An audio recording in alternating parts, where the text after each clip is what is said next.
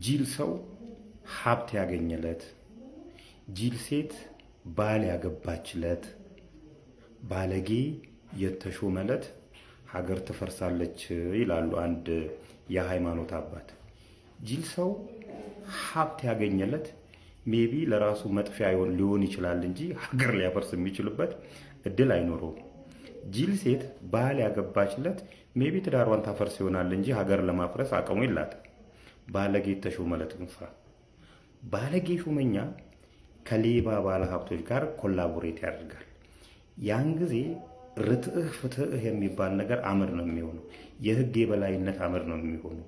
የፍርድ ቤት ትዕዛዝ ሊከበር አይደለም ጫፉ አይደረስም። ሁሉ ነገር በገንዘብ፣ ሁሉ ነገር በጉልበት፣ ጉልበት አለ፣ ሀብት አለ። ስለዚህ ሁሉ ነገር የሚታሰበው በዚህ ነው። ሀገራችን ጦርነት፣ ረሃብ፣ ቸነፈር፣ በሽታ ተደጋግማ እንደ ጉሽ ጠላ ቀምሰዋለች፣ ግን አልተነቃነቀችም። ባለጌ ሹመኛና ሌባ ባለሀብት የተገናኙለት ግን ፍራ።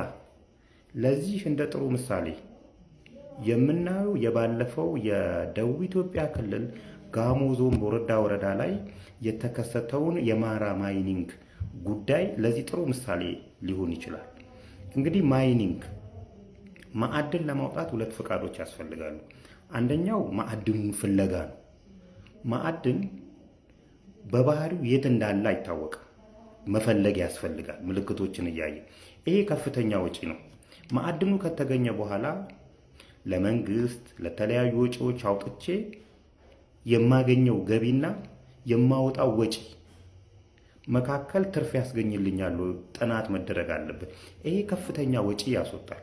ሁለተኛው ማይኒንጉን ማውጣት ነው። ያንን ማውጣት ቀላል ነው። ኦልሬዲ ጥናቱ ስለተገኘ የአዋጭነት ጥናቱ ስለተሰራ ማለት ነው።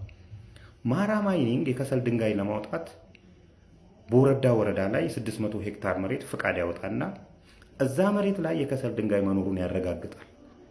ወደ ማውጣት ፕሮሰሱ ሲገባ ግን ባለጌ ሹመኞች ከሌባ ባለሀብቶች ጋር በመደራጀት 55 ባለሀብቶችን ፈጠሩ።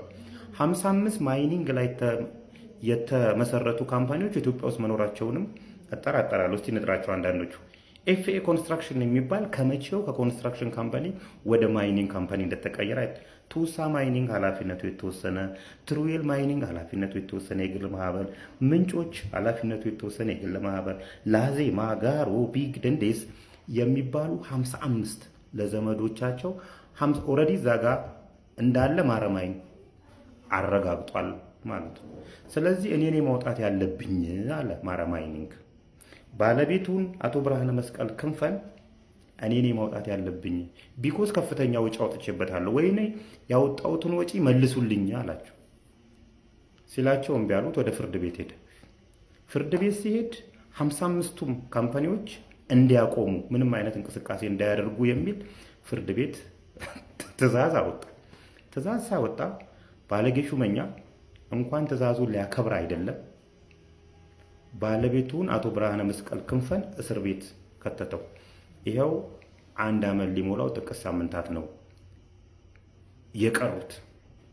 ባለጌ ሹመኞች እንግዲህ እንኳን አይደለም የፍርድ ቤት ትዕዛዝን ተቀብለው እዛ ጋ ያለው ማዕድን እንዳይወጣ መከልከል ይቅርና ዛሬ የኬላና የሮያሊቲ እየተቀበሉ ዘመዶቻቸው እንዴት ያን ነገር እንደሚወጠብጡት የቦረዳ ወረዳ ላይ ያሉ ሰዎች ምስክር ሊሆኑ ይችላሉ።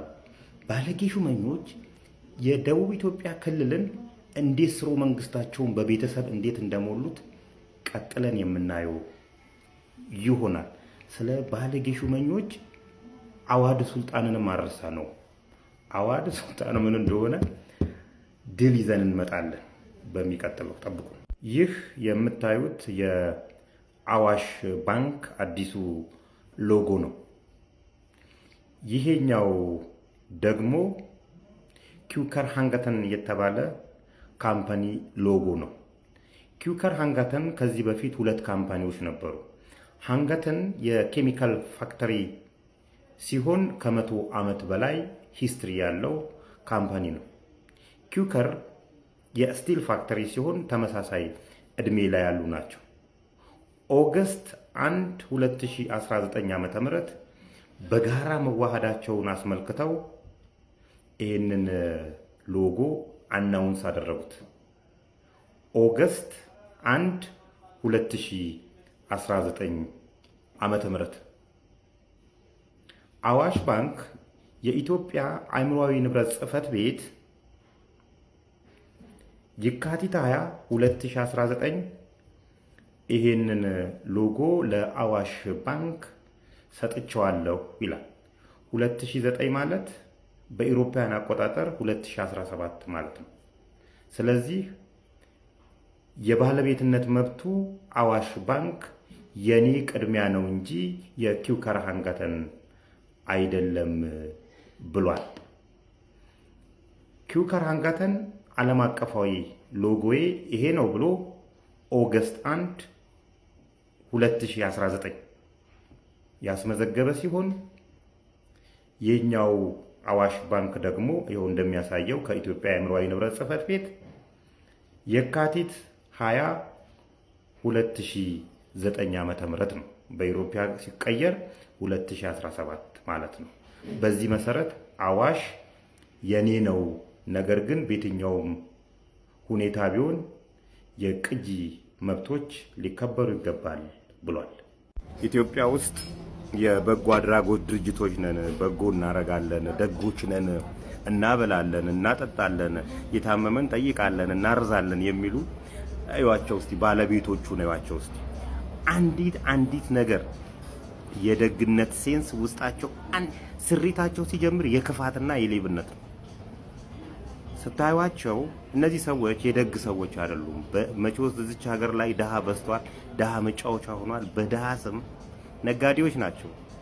መንግስት የሕክምና መሳሪያዎችንና መድኃኒቶችን እንደዚህ ለህሙማን የሚያስፈልጓቸውን አጋዥ ነገሮች በነፃ እንዲያገኙ ፈቅዶላቸዋል። እነሱ ሂውመን ሄር ነው የሚነግዱልን። ሌላው ይህ አካባቢ የገንዘብ ዝውውር ቦታ ነው። ብዙዎቹ እነዚህ የእርዳታ ድርጅቶች ሲጀምር ወይን ሃይማኖት ላይ ተቀርቅረዋል። አይዋቸው ወይም ሙስሊም ናቸው ወይም ክርስቲያን ነን ይላሉ አይዎች ናቸው። እና እነዚህ ተቀርቅረው እዛ ወገንተኛነት አልነኬ አይነት መንፈስ እንዲኖራቸው አድርገዋል። ከዛ በኋላ ነው ይሄን ነገር የሚሰሩት። መኒ ላውንደሪን ይሰራሉ። የአራጣ ቦታዎች ናቸው። ከፍተኛ ወንጀሎች የሚፈጸሙባቸው ናቸው። አሁን ላይ የአሜሪካን የእርዳታ ድርጅት ከአፍሪካም ሆነ ከመላው ዓለም መውጣቱን ተከትሎ በጣም የበዙ በጎ አድራጊ ነን ባዮች አንድ ቀን ማርያም ትስጥ ተብለው የማያታወቁ ሰዎች ጭምር ነው በጎ አድራጊ ነን ብለው የመጡብን። አላማቸው ሌላ አላማ ነው ይዘው እየተንቀሳቀሱ ያሉት። ባለ 7 ከለር ባንዲራዎች እነሱ ነው እየጋለቡ ሀገራችን ላይ እንግዲህ በዚህ ደረጃ ሊሸጡን የተዘጋጁ ሰዎች ናቸውና መንግስትና የሚመለከታቸው አካላት ሀይ ብትሏቸው ካሁኑ እነሱም ብቻ ሳይሆን ሳኮ የተባሉ የብድርና ቁጠባ ተቋማትም ጭምር በከፍተኛ ሁኔታ የነዚህ ህገወጥ ድርጊቶች ተሳታፊ ናቸውና ይመለከተናል የምትሉ አካላት ጥቆማው ይድረሳችሁ። ማስረጃ የምትፈልጉ ከሆነ ልናቀብላችሁ